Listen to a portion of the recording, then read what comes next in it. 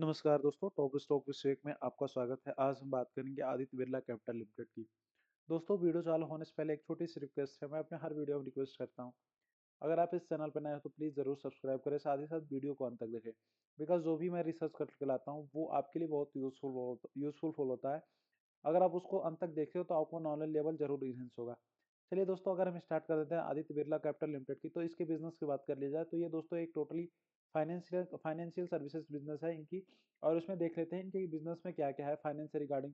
तो अगर लोन्स में जाएंगे तो ये 4 प्रकार के लोन देते हैं: home loan, balance transfer, top up loan, home loan, loan against property. Insurance में अगर आप जाते हो तो टर्म प्लान देते हैं, यूएलआईपी देते हैं, सेविंग प्लान देते हैं, रिटायरमेंट प्लान देते हैं। इन्वेस्टमेंट में अगर जाते हो तो ये इनके आप जो भी फैसिलिटी देते हैं उसको यूज करके आप डॉट्स में इन्वेस्ट कर सकते हो, इक्विटी फंड में, ईटीएफ फंड में, हाइब्रिड फंड में, फंड ऑफ फंड में आप इन्वेस्ट कर सकते हो। अगर हमने इस तरह से कंपनी के बिजनेस के बारे में बात कर लिया, अब हम कंपनी के ओवरव्यू देखते हैं। कंपनी का मार्केट कैपिटलाइजेशन की बात कर लिया जाए तो ऑलमोस्ट 48,534 करोड़ के आसपास कंपनी का टोटल मार्केट कैपिटलाइजेशन है। करंट प्राइस 186 रुपये के आसपास ट्रेड कर रहा है। हाई की बात कर लिया जाए 241, लो 161, बुक वैल्यू 110 रुपये के आसपास है, तो बुक वैल्यू से बहुत ज्यादा ऊपर कंपनी ट्रेड नहीं कर रही है। स्टॉक पी देखते हैं 13.1 के आसपास स्टॉक पी, आर ओ सी 9.95, आर ओ ई 14.2% के आसपास है, फेस वैल्यू 10 रुपये के आसपास है। चलिए हम बात कर लेते हैं दोस्तों कंपनी के क्वार्टरली रिजल्ट के बारे में। अगर पीर कंपैरिजन में जाते हैं दोस्तों तो आदित्य बिरला फाइनेंस की अगर पीर कंपैरिजन में पी रेशियो करेंगे तो 13.07 के आसपास आ रहा है। अगर कंपनी के जो भी फाइनेंस एंड इन्वेस्टमेंट की जो भी कंपनियां उनमें मेडन पी की बात कर लेंगे तो 25.27% के आसपास है। इससे बहुत ज़्यादा ही कम है 13.07। कंपनी ऊपर भी जाती है, इससे क्या पता चलता है कंपनी का जो वैल्यूएशन है वो बहुत ज़्यादा हाई नहीं है, कंपनी अंडर वैल्यूड है और कंपनी बहुत ज़्यादा कम प्राइस पे हमको अवेलेबल है। अब क्वार्टरली रिजल्ट पे चलते हैं दोस्तों, क्वार्टरली रिजल्ट पे चलते हैं, हम देखते हैं कंपनी का सेल्स 2021 में कंपनी सितंबर में देखते हैं सेल्स तो 5,596 करोड़ का सेल्स था। सितंबर 2024 में लगभग सेल्स वो कंपनी 10,322 करोड़ का हो गया। ऑलमोस्ट कंपनी 3 साल में अपना सेल्स जो है दोगुना कर लिया। नेट प्रॉफिट की बात कर लिया जाए तो कंपनी जो हाईएस्ट इस सितंबर में अगर आप कंपेयर करोगे तो हाईएस्ट एवर नेट प्रॉफिट अगर लास्ट सितंबर से करते हो 725 करोड़ का ऑलमोस्ट कंपनी के पास नेट प्रॉफिट था। बट इस सितंबर में करोगे सितंबर 2024 में तो 1021 करोड़ का कंपनी का नेट प्रॉफिट है। Earning per share highest ever है अगर आप मार्च 2024 क्वार्टर को छोड़ देते हो। सेल्स की अगर बात कर ली जाए तो पी एंड एल स्टेटमेंट में चलते हैं। अगर यहाँ पे सेल्स जाते हो तो टीटीएम में आपको हाईएस्ट एवर सेल्स मिलेगा, हाईएस्ट एवर नेट प्रॉफिट मिलेगी दोस्तों। हाईएस्ट एवर नेट प्रॉफिट अगर इस टर्म्स में बात किया जाए तो मार्च 2023 में थोड़ा इससे ज़्यादा था। बट यहाँ पे अगर आप देखते हो तो यहाँ पे एक ही क्वार्टर में ऑलमोस्ट 1288 करोड़ का हाईएस्ट एवर नेट प्रॉफिट था कंपनी के पास।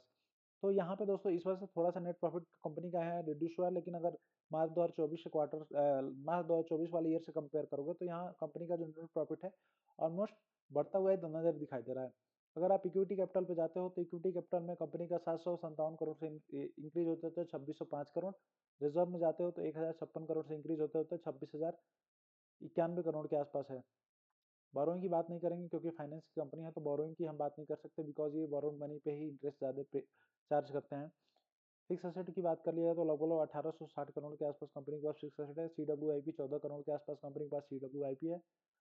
चलिए दोस्तों, अगर हम बात कर लेते हैं यहाँ पे शेयर होल्डिंग पैटर्न की। प्रोमोटर्स होल्डिंग में अगर जाते हो तो आप 68.90% के आसपास प्रोमोटर्स होल्डिंग दिखाई देता है।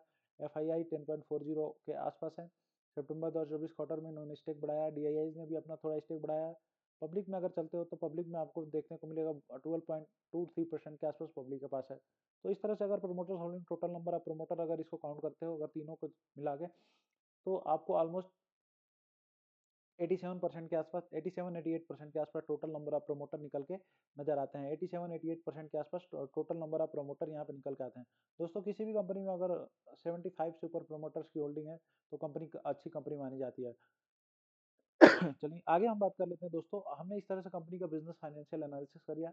अब चलते हैं कंपनी के टेक्निकल चार्ट पैटर्न पे। कंपनी के टेक्निकल चार्ट पैटर्न पे जाएंगे तो हमको यहाँ पे कैंडल स्टिक चार्ट पैटर्न में जाके मंथली कैंडल स्टिक पे जाना है।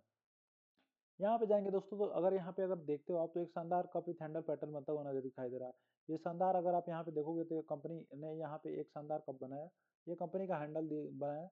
कंपनी यहाँ पे ब्रेकआउट भी दे देती है इस रेंज के आसपास, ऊपर क्लोजिंग के आसपास ब्रेकआउट देती है। ब्रेकआउट देने के बाद कंपनी फिर से अगेन सेम प्राइस पे आके अभी ट्रेड कर रही है। तो अगर दोस्तों हम टेक्निकली टारगेट की बात कर लें तो जो कंपनी का टेक्निकल टारगेट है, अगर कंपनी की टेक्निकल टारगेट की बात कर रहे हैं तो जो यहाँ से जो इसका कंपनी का ये वाला सपोर्ट वाला एरिया है, यहाँ से जो मैक्सिमम डेप्थ है कंपनी का, ऑलमोस्ट ये वाला जो डेप्थ है, इसको सेम एज़ इट इज़ उठा के जो कंपनी अभी करंट प्राइस पे जो ट्रेड कर रही है, वहाँ से ऊपर की तरफ अगर आप देखते हो, एज़ इट इज़ ऊपर उठा के देख देते हो, और कंपनी जो अभी करंट प्राइस पे ट्रेड कर रही है, वहाँ से अगर यहाँ की गेन गेन देखा जाए कंपनी में, तो यहाँ से कंपनी का गेन ऑलमोस्ट कितना निकल के आता है, मैं आपको बता देना चाहता हूँ। लगभग दोस्तों 94-95% के आसपास कंपनी का जो गेन निकल के नजर आता होगा, दिखाई दे रहा है।